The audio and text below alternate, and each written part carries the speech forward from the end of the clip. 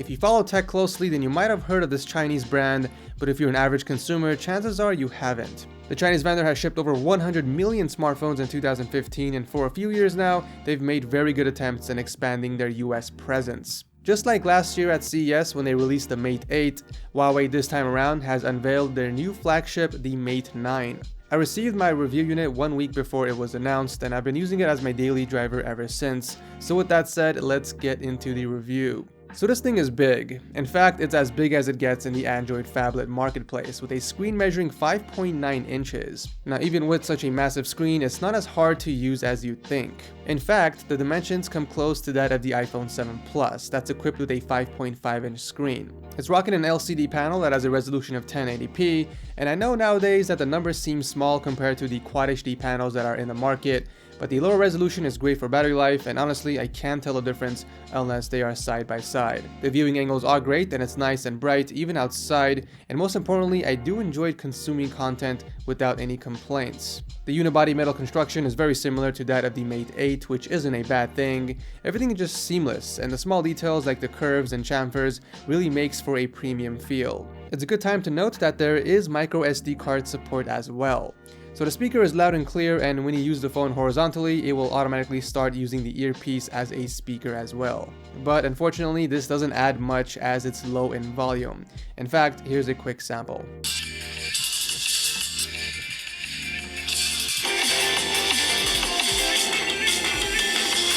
Powering the phone is Huawei's Kirin 960 SoC, and that's an octa-core CPU, but also an octa-core GPU that makes for some crazy performance. Playing all the newest and most intense games and just navigating the new EMUI 5 interface resulted in no hiccups or choppiness whatsoever. Also, the Kirin 960's 3D runtime supports the new Android 7 standard of Vulkan graphics, which basically reduces the phone's reliance on the CPU while maximizing the GPU capacity. Huawei claims this results in a 400% improvement in graphics performance. They've also managed to lower power consumption by 15% coming from their last generation SoC. I'm happy to say that they've improved their interface from version 4.0, and it now finally feels like a skin I could use daily. In my opinion, it's vastly better in terms of looks when compared to something like the cartoonish Samsung skins with its very light theming and straightforward looks. Huawei claims that their EMUI 5 actually keeps this phone running smooth even months down the line, which is something other Android manufacturers can't often say. This is done when the software analyzes and adapts to consumer usage behaviors. It basically allocates resources for the user's most crucial tasks. However, it's a bit early to tell if this is just a bunch of marketing terms, so we'll have to revisit this phone in a month or two. One thing to note is that Huawei is actually the manufacturer of both the hardware and software, allowing for tightly knit integration. All these optimizations help with battery life as well. As is with most of the Mate lineup, the battery in here is giant, coming in at 4000 mAh. I could easily get through the entire day of heavy usage. My screen on time would hit 4 hours before it would drop below 30%, which is fantastic. Combined with the new charging technology Huawei has implemented, which allows for 5 amp charging rates, makes for a powerhouse of a phone. I would plug in the Mate 9 at 27%, and 15 minutes later it would be at 52%. I do want to mention that the charging port is the new industry standard USB-C as well. Huawei has once again partnered with Leica to bring the new dual sensor setup found on this phone. It consists of a 12 megapixel color sensor with OIS and a 20 megapixel black and white sensor that helps pick up extra detail.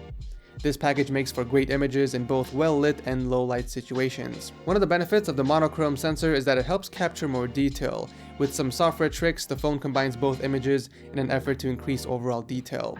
It doesn't compete with the iPhones and Galaxies, but it does come close.